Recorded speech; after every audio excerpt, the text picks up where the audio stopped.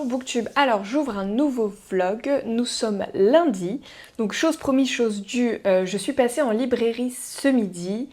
J'ai principalement craqué, enfin je sais pas principalement, j'ai craqué uniquement sur de la romance, je suis quand même passée au rayon polar, mais ce que je cherchais n'était pas du tout là, j'en cherchais pas énormément, j'en avais 2-3 titres en tête, et j'ai pas trouvé ce que je voulais, donc bah, j'ai pas pris.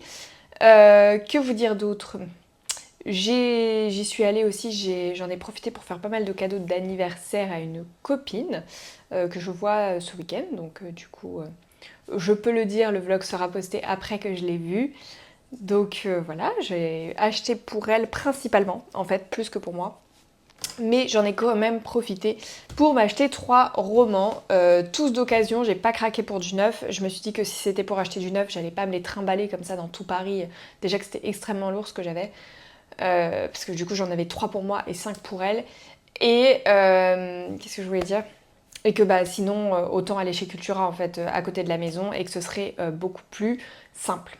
Voilà. J'y allais en espérant qu'il y ait les tomes 2 et 3 de Palisade Park, c'était pas le cas malheureusement. J'étais assez déçue sur la question mais bon c'est pas grave, je vais les commander autrement. Et qu'est-ce que j'ai cherché ? Enfin il y a plein de choses que je cherchais et qu'il n'y avait pas donc c'est pas grave. J'en ai quand même trouvé 3, ce qui est déjà très bien. J'ai craqué pour Only Lies de Jeanne Pierce qui était au prix de 4,90€ au lieu de 8,90€.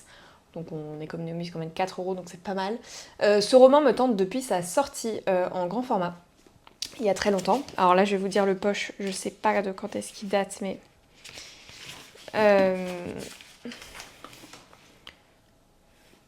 Non, ça doit pas être février 2024. Ou alors il serait sorti que en 2023, du coup ce roman-là pour moi c'était plus vieux. Hein. Bon, peut-être 2023, mais ça m'étonne. Pour moi, c'était au moins 2021-2022. J'ai un doute, bref. Mais en tout cas, là, on est sur une romance avec 2 personnages complètement torturés, tous les 2 addicts aux narcotiques, je crois. Et ils vont se rencontrer dans les narcotiques anonymes, je crois qu'on dit comme ça, du coup, à la place des alcooliques anonymes. Et donc, ils vont être chacun avec leurs démons. Lui, il est dans un groupe de rock. Elle, je crois qu'elle est dans l'art. Ouais, histoire de l'art.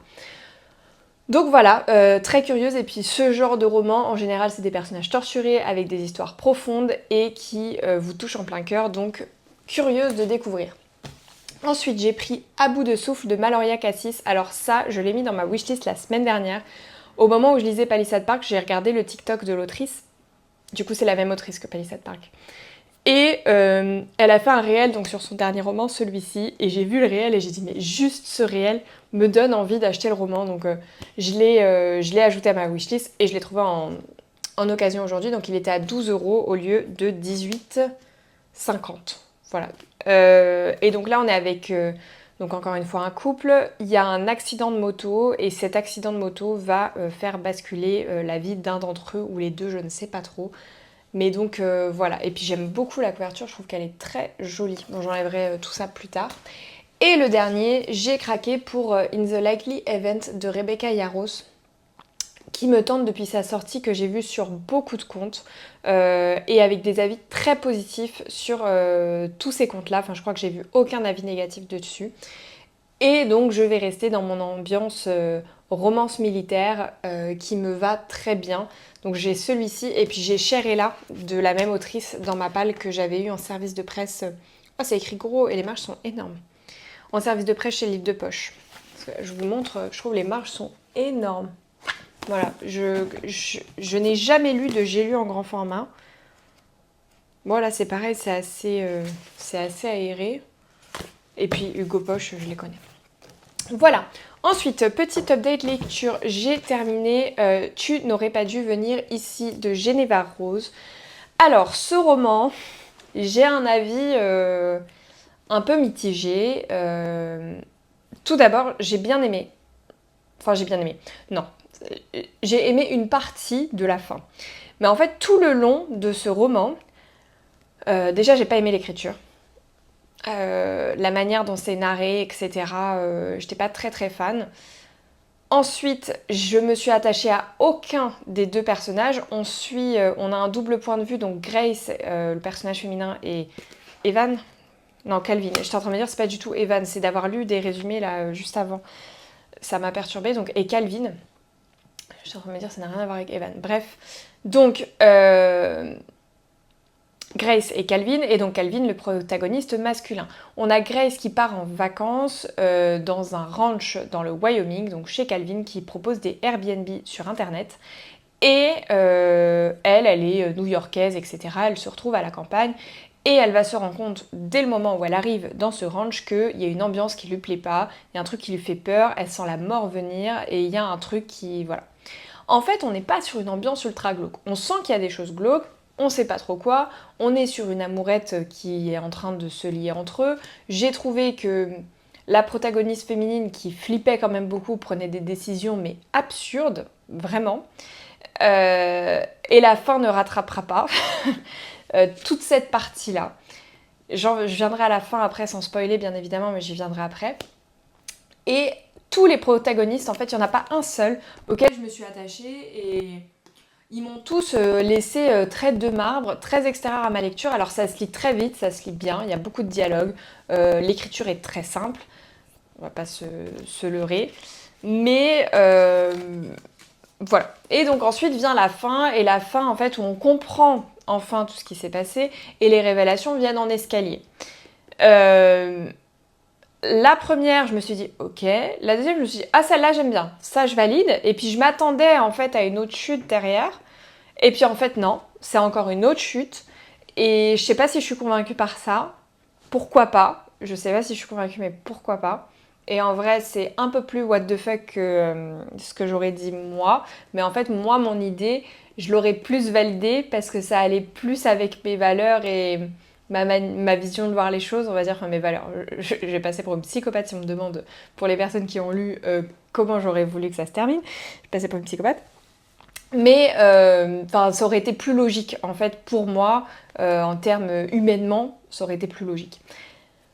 Mais pourquoi pas, honnêtement, pourquoi pas la fin, mais cette fin-là, elle rattrapera pas tout ce que je me suis dit au fil de ma lecture qui était assez en demi-teinte. C'est pas mauvais, je vais pas dire que c'est mauvais, mais moi, ça m'a pas totalement convaincue avec ce roman-là, et c'est dommage, hein, parce qu'en plus, j'ai un autre roman de l'autrice dans la palle qu'on m'a offert, donc j'espère que j'aimerais. Après, bon, ça va, il se lise vite. C'est Le mariage parfait, il me semble que j'ai.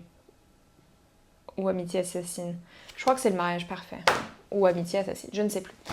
Ça se trouve, c'est même pas un de ces deux-là, c'est encore un autre. Mais, enfin si, ça doit être ça, parce que... En fait, dans ses remerciements, elle parle de 8 ouvrages, mais celui-ci, c'est le dernier en poche, donc ça aurait été écrit aussi. Enfin bref, il n'y en a que 3 qui ont dû être publiés là, plus le grand format. J'ai pas le titre en tête, mais c'est un roman avec les vieilles cassettes VHS en couverture. Et un peu de sang, etc. C'est ça son nouveau en grand format.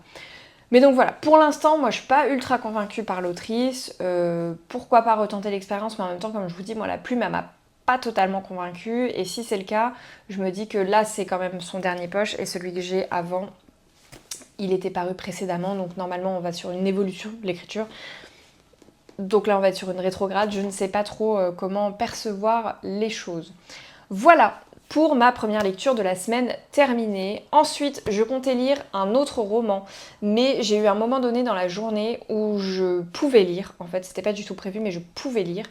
Et j'avais pas de livre sous la main. Et il était hors de question que je ne lise pas. Je me suis dit, attends, là j'ai du temps un petit peu pour lire, hors de question que je lise pas. Donc je n'ai pas pu commencer le roman que j'avais planifié à la base, mais j'ai pris un roman dans ma liseuse. Donc je suis repartie sur une romance. C'était pas du tout volontaire, vraiment, je voulais pas aller sur une romance. Et si ça avait été le cas, ça aurait été Motor Trouble. Mais du coup, c'est pas Motor Trouble. C'est une autre que j'avais dans ma liseuse. Donc j'ai commencé, j'en suis à la page 60 du coup, donc j'ai quand même réussi à lire 60 pages pendant ce petit laps de temps. Ça aurait été dommage de ne pas lire. J'ai commencé Nos âmes tourmentées de Morgane Moncomble. Et je peux déjà vous dire que ces 60 premières pages, j'aime beaucoup. On est sur une thématique très forte. Ah, c'est fou, il me paraît abîmé alors qu'il est neuf. Parce que je les ai reçus via Amazon, mais on dirait qu'il a été ouvert en fait le truc. Ça se trouve c'est quelqu'un qui l'a renvoyé ça. Parce qu'il y a une... Je sais pas si vous allez voir. Mais il y a une pliure. Bref, on voit pas, je suis en train de m'énerver. Et ça m'agace parce que du coup, il est neuf quoi. Je sais qu'il est neuf. donc ça m'embête. Bon bref, on va dire que c'est un défaut. Donc on est sur une thématique, attention, gros trigger warning, l'autrice elle a mis une note, moi c'est mon premier Morgane Moncomble, je n'en ai jamais lu. Déjà la dédicace, c'est à tous les courageux qui vivent au-delà de la douleur d'exister. C'est franchement, la thématique elle est très lourde. Et ensuite, il y a une note de l'autrice avertissement avec tous les sujets abordés et tous les numéros d'urgence en fait si jamais ça arrive. Donc on a 4 thématiques et l'autrice elle disait que pour elle c'était 4 thématiques qui étaient intrinsèquement liées. Et voilà. Donc pour l'instant, en tout cas là pour le coup, j'aime beaucoup la plume de Morgane Moncomble. Ces deux personnages, il y en a un qu'on a vu un peu plus que l'autre pour le moment. Et puis voilà, sachez qu'on est sur des thèmes compliqués, on le sait dès le chapitre 1, donc je peux vous le dire, enfin 1 ou 2, je sais plus dans quel ordre, mais on est sur une jeune fille qui a été abusée sexuellement quand elle était plus jeune. Et donc elle prend la parole sur un podcast en ligne où elle donne la voix, elle donne sa voix en tout cas, pour essayer d'aider certaines femmes, certaines jeunes filles qui auraient pu vivre des choses difficiles. Euh, et voilà, en tout cas, elle essaye d'aider comme elle peut à son niveau, en repoussant par contre tout le monde autour d'elle. Voilà, et j'étais arrivée à une scène un peu cocasse qui se passe, et je vais reprendre ce soir. Mais c'était pas du tout prévu que je lise ça maintenant, mais vraiment pas. Et en même temps, je me suis dit, bon, voilà, c'est pas grave. Je lirai celui que je voulais après, mais ça décale plein de choses et il n'était pas prévu du tout, limite ce mois-ci. Hein, donc, mais bon, ça aurait été bête de me priver de 60 pages et je me suis dit au pire je lis deux en même temps, mais j'aime pas faire ça. Donc voilà, ça sera celui-là et c'est pas grave, c'est comme ça. Voilà, donc sur ce je vous laisse et puis on se retrouve dans la semaine. À plus tard. Et coucou Booktube. Alors je vous retrouve, nous sommes mercredi, milieu de semaine, écoutez, plutôt bien, ça va, rien de spécial. Par contre, niveau lecture, j'ai terminé hier. Ouais, mon micro est trop lourd pour mon t-shirt. Nos âmes tourmentées de Morgane Moncomble et c'est un incroyable coup de cœur. Vraiment, ce roman, c'est un coup de cœur, c'est un coup de poing. Je n'arrive pas à m'en remettre depuis hier. Je l'ai dévoré en 2 jours. Il fait 500, un peu plus de 530 pages et il m'a duré 2 jours en pleine semaine. Tellement c'est une pépite, tellement il m'a pris aux tripes. Je me suis attachée au personnage.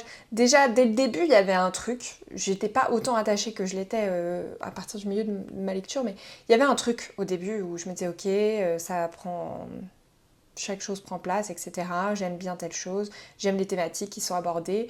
Et après, mais j'ai été dévastée. Je suis quelqu'un qui pleure très très rarement en lisant des romans. Autant les séries et les films peuvent me faire pleurer beaucoup plus facilement.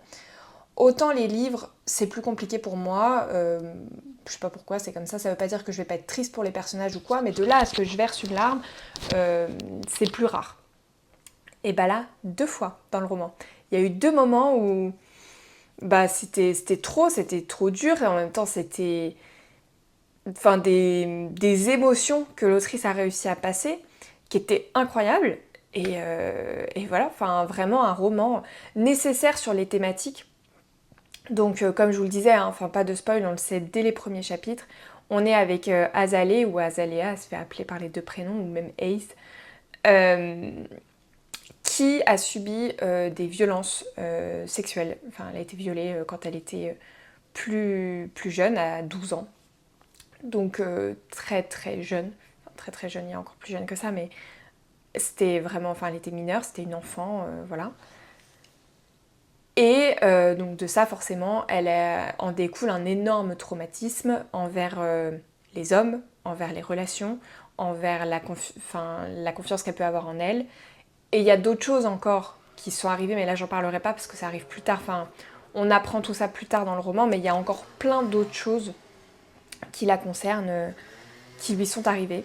Et donc, avec tous ces traumatismes-là, elle revient en fait dans sa ville natale, donc là où elle a grandi, là où tous ces événements l'ont traumatisée. Elle était partie, elle avait fui tout ça, parce que sa mère est décédée et du coup elle doit faire plein de démarches, vendre la maison, l'enterrement, etc.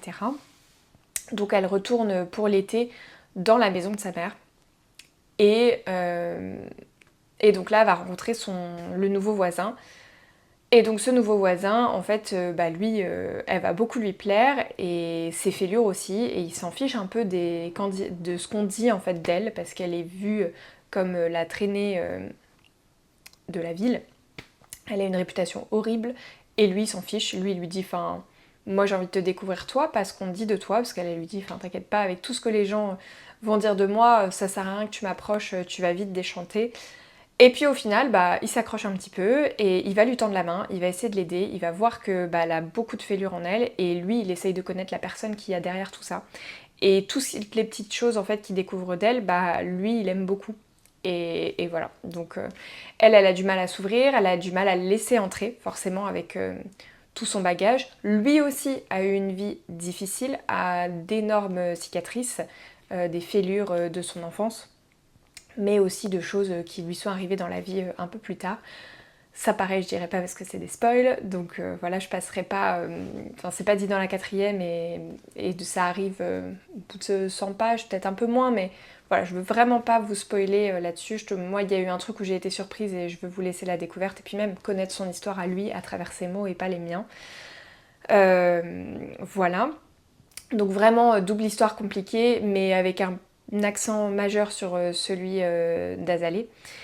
Et cette femme, elle est ultra féministe, du coup, avec tout ce qu'elle a vécu. Je vous l'ai dit dans le rush précédent, mais du coup, elle tient un podcast, en fait, avec plein de choses qui s'appellent Dear Patriarchy.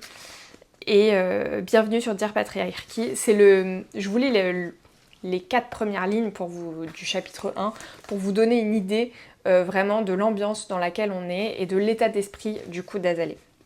Saviez-vous que l'hystérie est une névrose qui touche plus les femmes que les hommes? Le mot lui-même provient du latin hystericus, qui signifie relatif à l'utérus, et décrit des excès émotionnels incontrôlables. Donc ça, c'est sur son podcast. Et après, elle dit sympa.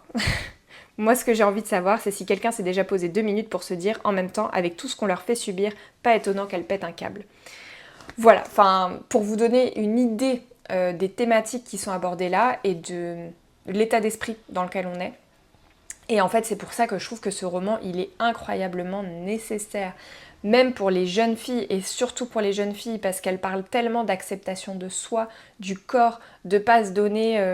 Alors, il est hyper dur, hein, je le mettrai pas... Enfin, il y a même... J'ai vu ça plus tard, mais il y a un petit astérix public averti. Donc, vraiment, c'est pas souvent qu'Hugo met ça. Moi, c'est la première fois que je le vois sur un roman Hugo, parce que comme je lis pas de la dark ou quoi. Mais donc, vu les thématiques, il y a un astérix public averti. Mais je trouve, effectivement, il est très dur, mais pour toutes les thématiques qui sont abordées, et comme je disais, l'acceptation de soi, comment on se situe dans la société, qu'est-ce qu'on accepte des autres, de ce qu'ils peuvent nous dire, en fait, de mots qui peuvent être violents, qui peuvent être dévalorisants, etc. Que ce soit sur le physique, que ce soit sur des comportements qu'on peut avoir, que ce soit sur des goûts, sur plein de choses. Et en fait, tout son podcast, et ça c'est le début, quasiment chaque chapitre avec Azalée, je pense un peu moins vers la fin, mais j'ai un petit doute, je crois qu'elle y revient quand même à un moment donné. Non, elle y est tout le temps, hein, là je regarde. Mais chaque chapitre avec Azalée commence par... un extrait du podcast, en fait, donc avec ses questionnements, ses thématiques, etc. Et voilà. Donc c'est beaucoup plus qu'une romance. Alors certes, il y a les codes de la romance qui sont là. Enfin, je sais pas si vous les connaissez, mais les codes classiques. On est sur une histoire d'amour, ils tombent amoureux, ils vont avoir une relation, bien évidemment des turbulences, ça finit bien, ça finit mal, tout dépend le type de relation, de roman, de quel axe prend l'autrice, mais il y a des scènes explicites. Qu'est-ce qu'on peut dire d'autre sur les codes, entre guillemets, de la romance? C'est la manière d'écrire, etc. Voilà, bref, il y a les codes de la romance, mais en fait, les thématiques qui sont abordées derrière vont bien au-delà de ces codes qu'on peut juger des fois un peu vides. C'est Magda qui me disait ça tout à l'heure, un peu vide, et où il n'y a pas de sens, en fait, et puis juste, on lit une histoire, mais qu'on peut avoir dans la romance, comme on peut avoir dans plein de genres, hein. Des thèmes où il n'y a pas de profondeur, voilà, dans le texte, il n'y a pas de message à faire passer, rien, juste un divertissement, on passe un bon moment et voilà. Là, on est bien au-delà de ça, vraiment. Donc, voilà, je sais pas si je peux en dire plus. Oui, la playlist est géniale. Si vous avez l'occasion, si vous aimez lire en écoutant une playlist, sachez que celle-ci, bah, elle m'a hyper convaincue. Je l'ai trouvée sur Deezer. Je sais pas combien il y a de musique, une vingtaine je pense. Mais je l'ai écoutée en boucle, en fait, la playlist en lisant le roman. Et je pense que c'est ça aussi qui m'a fait tirer des larmes et que j'ai peut-être pas eu avec d'autres romans. Parce que bah, d'être plongée avec cet univers musical-là, bah, j'étais d'autant plus transportée par les émotions des personnages. Ça m'a transmis encore plus d'émotions que ce que j'aurais pu avoir sans. Euh, Parce que bah, moi, la musique, ça me transmet énormément de choses en plus du texte. Et je trouve qu'on va encore plus loin dans les émotions. Et, et dans l'empathie qu'on peut avoir avec les personnages et comment on vit les choses. Et voilà, donc tout ça pour dire que j'ai terminé ce roman à 1h30 du matin hier soir alors que je travaillais aujourd'hui. J'étais en télétravail, donc c'est pour ça que je me suis un peu permise aussi de déborder. Mais c'était pas facile le réveil ce matin. Mais ouais, 1h30, je me couche un peu plus tard en télétravail, mais j'abuse pas à ce point-là d'habitude. Mais là, en fait, il était hors de question que j'aille me coucher en les quittant, en fait. Enfin, je voulais, surtout avec ce qui se passe à la fin, je voulais savoir, je voulais comment est-ce qu'ils allaient terminer, ce qui allait se passer. Et voilà, enfin sur plein de choses. Et limite, je suis déçue que ce soit un one-shot parce que j'aimerais tellement les retrouver, tellement voir une autre, enfin une évolution plus douce, plus joyeuse pour eux. Euh, voilà, enfin j'aimerais savoir ce qu'il advient pour eux après. Bon, même si on nous donne une petite idée, mais ouais, enfin voilà. Comme Sergeant Lady Killer, rien à voir. Pour le coup, les deux n'ont rien à voir. Mais j'aurais bien aimé en avoir un peu plus, mais là il y a un spin-off, donc j'ai un peu plus de chance de savoir, de retrouver les personnages et de savoir ce qui s'y passe. Là c'est pas le cas, mais donc c'était mon premier Morgane Moncomble. Je comprends le succès avec celui-ci en tout cas, du fait qu'elle soit dans le top vente France à l'année, où elle était troisième je crois en 2025. 2024 pardon, en 2024. Et du coup, justement, de l'avoir passé tous les ans dans ce top auteur les plus vendus en France, je voulais découvrir. C'était celui-ci qui me tentait le plus. Et bah, sachez que je vais découvrir les autres maintenant parce que je suis totalement convaincue. Et vraiment, mais lisez ce roman. Si vous avez le cœur accroché, lisez ce roman. Il va vous dévaster. Je vous le dis en rigolant, mais vraiment, il va vous dévaster. Mais soyez accrochés jusqu'au bout. Il est incroyable. Et il est nécessaire, on a besoin de lire ça, on a besoin de lire ce genre de thématique. Et comme le dit l'autrice, je crois que je vous l'avais dit, mais dans sa note au début, elle dit qu'il lui a fallu 3 ans pour écrire ce roman-là, tellement il était difficile. Mais, bref, je lis en même temps, c'est pas bien. La note, je relis, mais elle dit pourquoi elle a mis un roman aussi dur, que pour elle aussi c'était difficile, mais qu'à un moment donné, bah, la vie c'est pas tout rose et qu'il y a des choses aussi dramatiques, il y a des choses qui se passent qui sont difficiles et que bah, elle voulait représenter tout ça. Voilà, je vais m'arrêter là, j'ai bien blablaté sur ce roman, mais lisez-le, voilà. Je n'aurai qu'un mot, c'est celui-ci. S'il faut lire un livre, je pense que ça va être mon coup de cœur du mois, justement, je regardais. Ça, c'est un peu tous les livres que j'ai lus ce mois-ci, plus ou moins, en fait, que je laisse maintenant un peu de côté et que je range après, parce que sinon je m'en sors pas, je passe mon temps à ranger des livres. Où je reformate un peu en fin de mois et je range tout après. Mais, qu'est-ce que j'allais dire ? Oui, et du coup, je regardais un peu là tout à l'heure, à peu près ce que j'avais lu ce mois-ci, à part certains là qui sont sortis et qui étaient déjà lus avant. Je pense que ce sera mon coup de cœur du mois. Il reste encore plus ou moins 10 jours, un peu moins de 10 jours, donc je ne sais pas, mais en tout cas, il fera partie de... S'il y a un deuxième coup de cœur, voilà, mais... Pépite. Voilà, et donc ensuite, j'ai sorti un nouveau roman de ma palle pour terminer mon challenge, du coup... l'été sera doux, j'allais dire 12 points tous les, pas du tout. L'été sera doux, et donc là c'est pour la catégorie un livre choisi dans votre palle, et donc Magdalena m'avait choisi L'île de Yule de Johanna Gustafsson, donc je change d'ambiance. Et c'est très compliqué parce qu'en fait je suis toujours tellement dans Nos âmes tourmentées et avec toutes les émotions que ça m'a procuré que ça a été très difficile d'aller dans une autre lecture. Bon, j'en suis page 120, donc j'ai quand même avancé. Je vais reprendre tout à l'heure, j'aimerais bien arriver à la page 230 d'ici ce soir. Comme ça, il me restera 100 pages pour demain que je terminerai entre le train et ma pause déj peut-être. Et à voir ce que je commence ensuite parce que en fait j'ai envie de retourner dans un livre comme Nos âmes tourmentées, mais je sais pas si c'est une bonne idée. Mais du coup, la l'île de Yule, on est sur une île au large de Stockholm. J'étais en train de chercher parce que pour pas vous dire de bêtises sur le nom, mais c'est Stoolem. Ah, je sais plus. Il n'est pas écrit sur la 4ème de coupe. Bon, c'est pas grave. On est sur une île. On suit 3 protagonistes différents. Une amatrice d'art qui part sur cette île en fait pour le travail, dirons-nous. Un policier qui enquête et quelqu'un qui s'occupe du manoir. Je crois que c'est ça. J'ai été tellement à fond dans mon truc là que ça... Je vous dis, ce livre, il m'a perturbée, mais de ouf. Alors pour l'instant, j'aime bien ce que je lis. Il y a pas mal de références à Thor, à la mythologie nordique. Et ça, c'est sympa. On est vraiment dans un huis clos, je trouve, assez Agatha Christie. Après, je suis pas la plus calée sur Agatha Christie. Mais voilà, donc je vous en dirai plus tard, je vais pas trop m'engager sur quoi que ce soit pour l'instant. Pour l'instant, j'aime bien, c'est pas waouh, mais j'aime bien. Je devrais pas dire ça parce que je sais qu'il y a plein de gens qui sont fans de ce roman-là. Moi, en tout cas, c'est peut-être pas ce qui va me faire le plus vibrer en polar, mais pour l'instant, ça va. Écoutez. Voilà, donc sur ce, je vous laisse là. Je vous retrouve dans la semaine, plus tard, pour plus d'aventures. Voilà.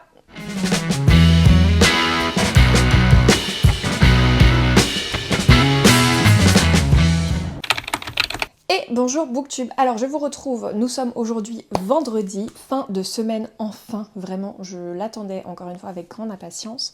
Semaine encore bien chargée, bien compliquée, mais c'est pas grave, le week-end est là. Le week-end est là et demain promet une très bonne journée avec des copines. J'essaierai de penser à vous filmer 2-3 trucs, mais j'ai hâte de les retrouver.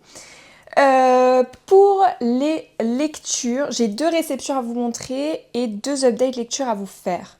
On va commencer par les réceptions. Ou l'update lecture. Allez, l'update lecture, il est devant. Alors, j'ai terminé L'île de Yule de Johanna Gustafsson. Donc ça, je l'ai terminé hier midi au travail. D'ailleurs, j'avais filmé un petit rush. Vous étiez dans mon moment où je l'ai terminé.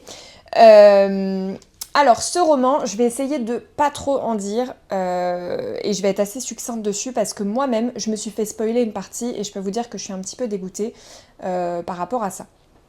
Donc, je vais pas trop en dire parce que je veux pas vous aiguiller sur quoi que ce soit. En fait, c'est en lisant une chronique sur Babelio, donc ne lisez pas les chroniques sur Babelio par rapport à ce roman-là. Je saurais pas vous dire quelle personne m'a spoilé, mais en tout cas, il y a une chronique qui était en plus pas très sympa sur ce livre.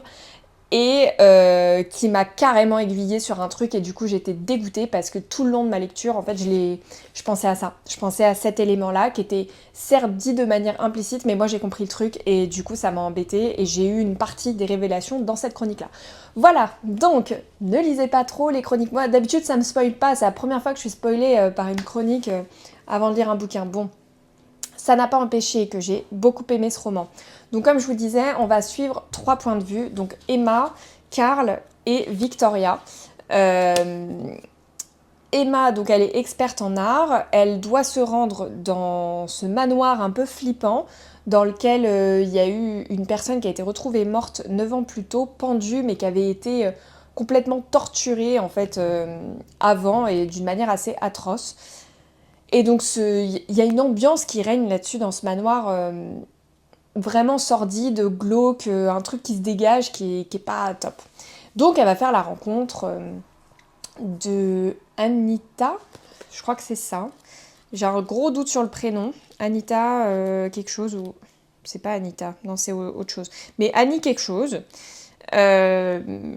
Qui va lui proposer du café, voilà, enfin elles vont se lier d'une certaine manière, et elle va essayer de l'aider dans ses recherches, etc. Vient ensuite du coup Carl, le flic, qui enquête du coup sur ce qui se passe dans ce manoir-là, certaines choses qu'on a pu voir, etc. Et Victoria, une employée du manoir, qui y travaille. Et voilà, je ne vais pas trop en dire par rapport à tout ça. Donc on suit ces 3 personnages-là, chacun a ses découvertes, son histoire, et voilà. Et je veux pas dire plus en fait vraiment parce que c'est à cause d'éléments en plus que j'ai été spoilée, donc je veux vraiment pas que ça vous arrive. Et que j'aiguille sur quoi que ce soit. Donc je vais m'arrêter là pour le pitch. Mais j'ai beaucoup aimé cette histoire. Vraiment, on est dans une sorte de huis clos, on étouffe sur cette île et on étouffe et en même temps ça glace le sang, tout ce qui se passe. C'est vraiment un roman d'ambiance, je trouve, il y a vraiment une ambiance qui s'en dégage très très forte et en le terminant, je discutais avec Magda pas du livre mais d'autres choses en fait par rapport à Halloween et tout et je me suis dit mais celui-là c'est pareil en mode pâle Halloween, je trouve qu'il passe tellement par rapport à l'ambiance qu'il en dégage, alors d'hiver aussi, mais je trouve ce côté frissonnant et glaçant il va totalement à Halloween en fait. Donc si jamais vous cherchez quoi lire pour la période halloweenesque, bah moi je vous recommande celui-là. Et donc qu'est-ce que j'allais dire, donc cette ambiance là, on est du coup sur une île dans la baie de Stockholm et j'ai encore le nom en fait j'arrive pas du tout à le retenir et j'ai vu qu'elle l'avait mis dans les remerciements donc je me suis dit que je vous le trouverai facilement, qui est une vraie île qui existe, voilà il est là, Storholmen avec un H au milieu, Storholmen. Donc c'est une île qui existe vraiment et donc dans les remerciements en fait Johanna Gustafsson explique comment est-ce qu'elle a eu l'idée de ce roman là et qu'effectivement de chez elle, elle voyait l'île de Storholmen, voilà. Donc ça existe vraiment, n'hésitez pas à aller regarder des petites photos de à quoi ça ressemble. Et donc ce manoir-là existe réellement et elle en a fait un roman et toute une histoire bien flippante, bien glaçante. J'ai beaucoup aimé les plot twists dont je n'étais pas au courant, du coup ceux que j'avais pas été spoilés. Et la fin, moi, elle m'a beaucoup plu. Alors je peux pas vous dire pourquoi du coup, mais il y a un élément que je trouve qu'on voit rarement dans les polars. J'en ai discuté avec une personne en MP qui l'avait lu du coup. Et, et cet élément-là, bah, je trouvais que c'était trop bien en fait, parce que c'est tellement rare d'avoir ça, que bah, du coup, moi j'étais trop contente d'avoir un plot twist qui termine comme ça. Voilà. Donc ça, c'était chouette. Sur une partie de la fin, j'ai trouvé. Mais tout, enfin... Moi, je trouve que l'ambiance de ce roman-là, elle était hyper chouette. Il est très bien mené, on s'ennuie pas, il est court, efficace. Voilà, je recommande vivement ce roman-là. Voilà pour mon petit polar. Ensuite, j'ai lu hop, Aucune nuit ne sera noire de Fatou Diom qui est paru en librairie cette semaine, donc le 20 août. Alors ce roman, donc je vous avais dit, j'ai déjà lu l'autrice il y a quelques années avec Le ventre de l'Atlantique que j'avais beaucoup aimé. Celui-ci est beaucoup plus long que Le ventre de l'Atlantique, avec des thèmes parfois similaires, parfois pas. On est sur Fatou Diom, en fait, ce qui rend hommage à son grand-père, qui vient nous conter en fait la relation qu'elle a eue avec lui, comment ça s'est passé, quelle relation elle a avec sa famille en tant qu'immigrée française. Donc elle va nous parler de cette sensation lorsqu'on est français et qu'on retourne en fait au pays, la relation qu'on peut avoir avec eux, comment est-ce qu'on est perçu par eux. Elle parle pas le temps de la perception en France, c'était plutôt dans Le ventre de l'Atlantique où elle abordait ce sujet-là. Davantage, mais également cette partie-là du coup du retour au pays, etc. et comment ça se passe, comment est-ce qu'on est perçu. Il y a énormément de philosophie, je trouve, et de manières de vivre, de messages qui sont passés, qui sont très beaux. J'en avais mis un en story, mais il y en a... Enfin, dès le premier chapitre, j'avais relevé une partie que je peux vous lire. Mais il y en a tout au long du roman, des trucs que j'ai trouvé vraiment impactants et intéressants. Donc le premier... Géolocalisation. Sur l'immensité de la planète, le cœur entre en résonance avec ceux qui lui sont chers. Avez-vous remarqué cette soudaine impulsion qui pousse à composer un numéro de téléphone pour entendre une voix qui vous semble indispensable à votre paisible nuit? Quelle est cette force qui nous soulève, nous porte, nous fait prendre un moyen de transport, ou nous pousse à marcher des kilomètres et des kilomètres pour rallier une autre être humain, dont la vue semble conditionner l'harmonie des battements du cœur? Voiture, train, avion ou bateau, pour un tête-à-tête. Certains iraient même à la nage. Débrancher les GPS, le système de géolocalisation par satellite n'est qu'une vulgaire imitation du cœur. Alors, géolocalisation? Affectiolocalisation pardi. Voilà, donc c'est plein de messages comme ça en fait qu'elle passe, je trouve qu'ils sont très très intéressants, qui sont très beaux, qui sont très humains. C'est une très belle manière de penser sur plein de choses. Et sur le poids aussi que peut avoir la famille...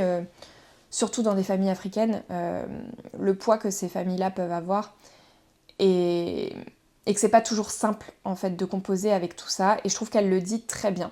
Alors, j'ai vraiment aimé ce roman, j'aime beaucoup la plume, etc. Par contre, il y a des petites choses, moi, qui m'ont... je l'ai trouvé un peu trop long, déjà. Il y a des moments où ça tirait un peu trop en longueur pour moi et qui, du coup, c'était compliqué, mais dans le sens où, en fait, c'est une lecture qui est quand même assez exigeante parce qu'il y a énormément de mots et de dialectes africains qui sont inclus dans l'histoire, ce qui est très bien, sauf que ça demande une vraie concentration pour comprendre certaines phrases parce qu'il y a c'est pas tout le temps, mais par moment, en fait, il y a énormément de mots, de surnoms, etc., de comprendre qui est qui, parce que le grand-père appelle la fille par ce mot-là, elle appelle son grand-père comme ça, mais des trucs qui, pour nous, nous parlent tellement pas, le temps qu'on remette dans le contexte. Et puis parfois, pareil, ça va être... il lui dit telle phrase qui est traduite ensuite dans la phrase suivante, et du coup, ça demande vraiment une certaine concentration. Et ce qui fait que comme il est assez long, il fait 330 pages, mais en grand format, les chapitres sont denses, donc je pense qu'il en fera un bon 400 en poche. Hein. Donc c'est pas un court roman, quoi, il fait pas 250 pages. Mais voilà, donc c'était une très belle histoire, j'ai beaucoup aimé les messages, mais il y a juste ces deux petits éléments qui ont fait que j'ai été moins embarquée que ce que j'aurais pu.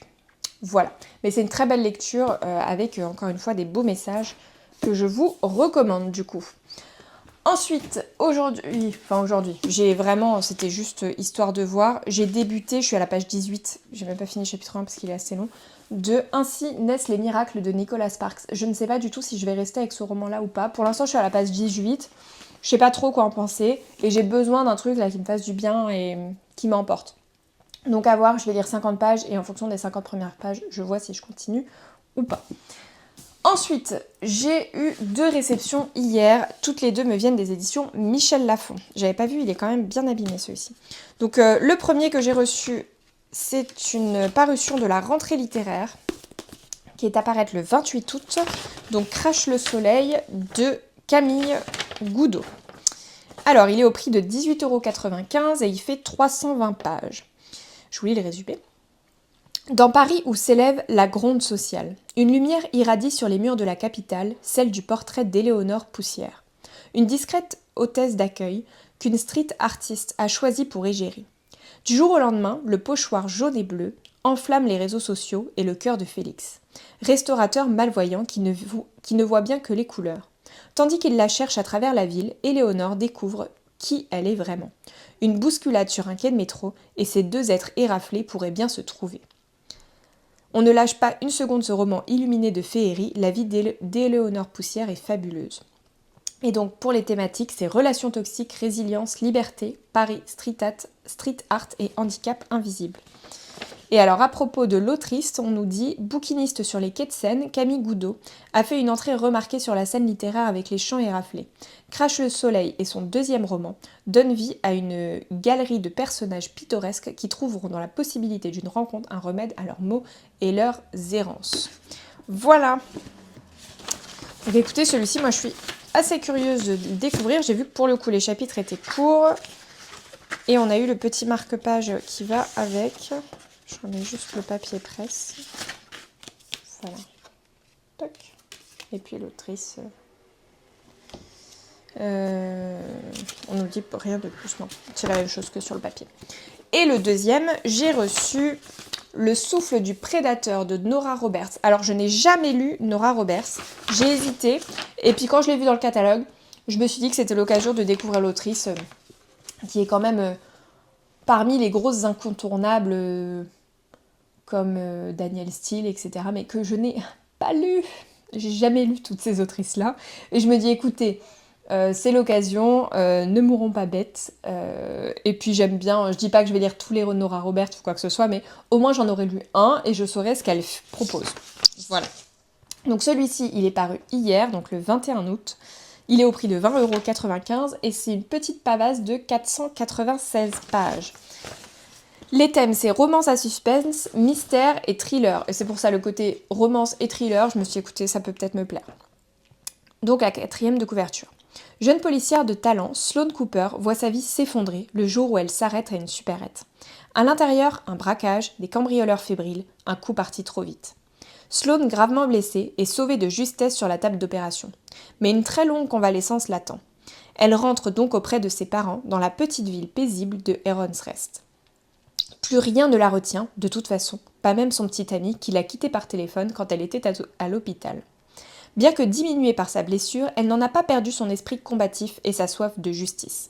Lorsque Sloane apprend qu'une femme a disparu, elle s'empare de l'affaire et très vite découvre que cette disparition n'est pas un cas isolé. Bien décidée à confondre le kidnappeur, Sloane ira jusqu'à remettre sa vie en jeu pour que cesse l'horreur. Voilà, et à propos de l'autrice, on nous dit Nora Roberts, c'est l'une des autrices américaines les plus populaires au monde. Ce serait dommage de ne pas la découvrir. Avec plus de 400 millions de livres vendus, traduits dans plus de 26 langues, elle collectionne les best-sellers.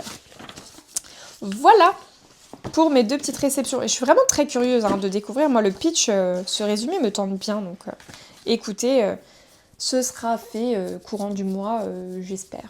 Celui-ci, je pense me le prévoir la semaine prochaine. Parce que, en fait, j'essaye de me donner pour objectif, là, de lire un roman de la rentrée littéraire, un service de presse et ce que je veux. Un roman de la rentrée littéraire, un service de presse et ce que je veux. Dans ma palle. En gros, pour essayer d'équilibrer un peu tout ça et quand même avancer et continuer à lire de la romance et des choses qui me font plaisir aussi. Et, enfin, je dis pas que les services presse ne me font pas plaisir, mais il y a plus une obligation que les miens. Il y en a qui me tentent énormément et où, comme je l'ai dit plein de fois, je prends pas forcément le temps de les lire avec les services de presse. Donc je vais essayer de garder ce rythme-là pour réintégrer un peu plus les services de presse que je l'ai fait dans le courant de l'été, mais aussi continuer à me faire plaisir. Donc là, j'ai lu un plaisir, mais qui a terminé mon challenge. Ah oui, d'ailleurs, du coup, c'est fini. Un roman de la rentrée littéraire, il est là-bas. Là, du coup, je lis un service de presse avec celui-ci, que j'avais reçu avril-mai. Et ensuite, ce sera un plaisir. Voilà, je pense que je vais essayer de me faire ce rythme-là. Sur ce, je vous laisse là. Je vous dis à plus tard, demain, pour clôturer. Et puis voilà.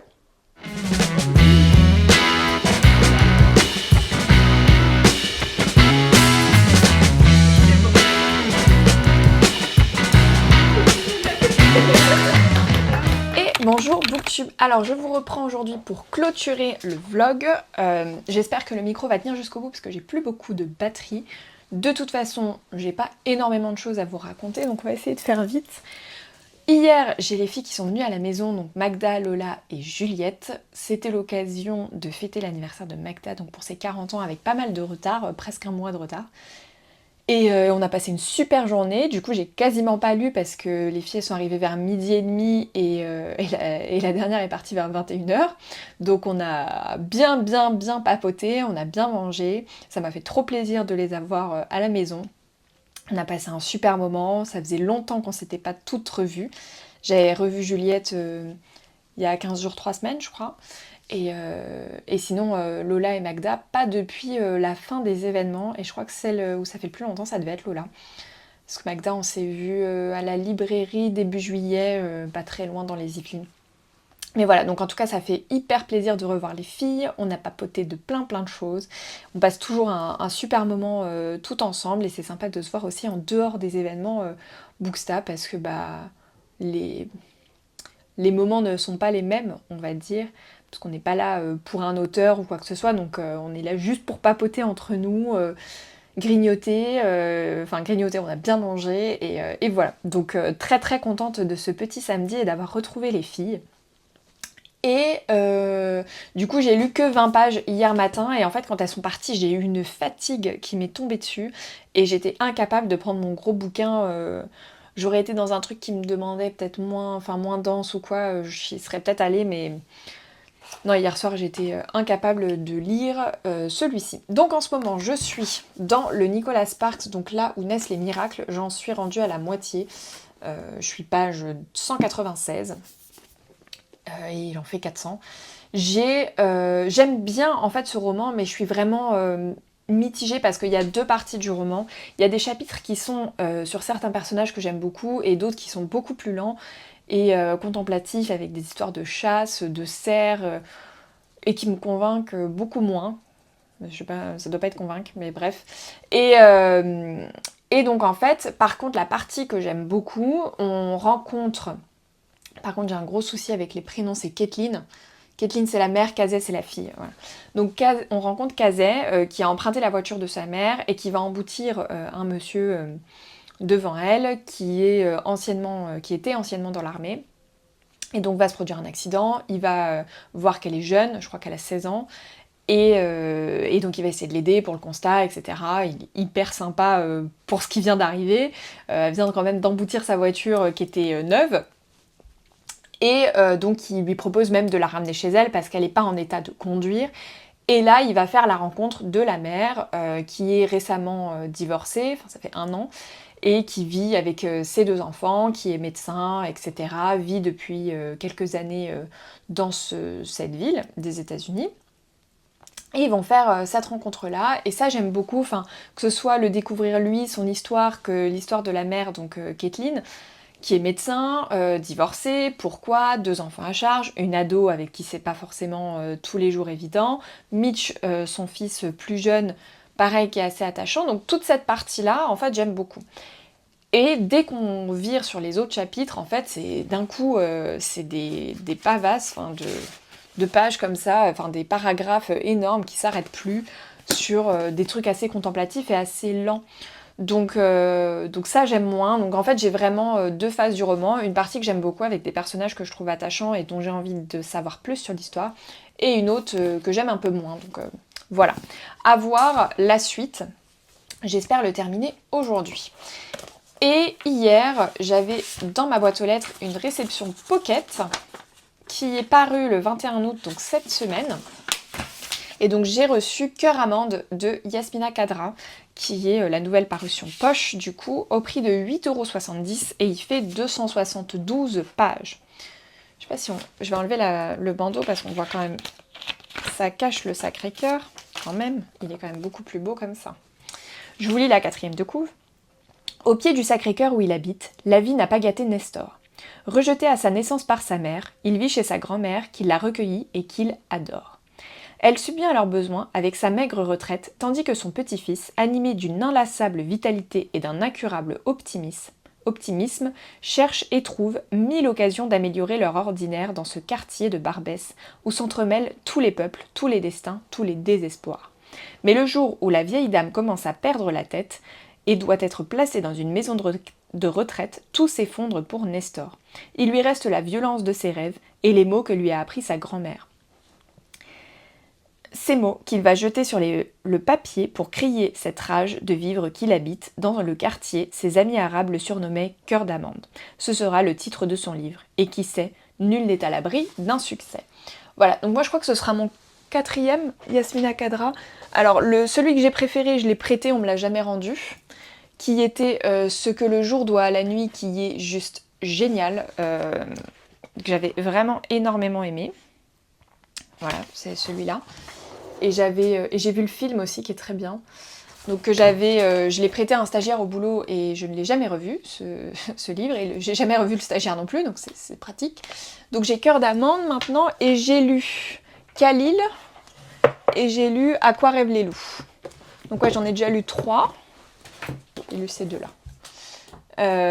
Et donc là, ce sera mon 4e, voilà. Et À quoi rêve le loup, je l'avais chroniqué sur Instagram parce que j'étais déjà dessus. Il était dur, hein. Franchement, il était très bien, mais ouais, assez dur.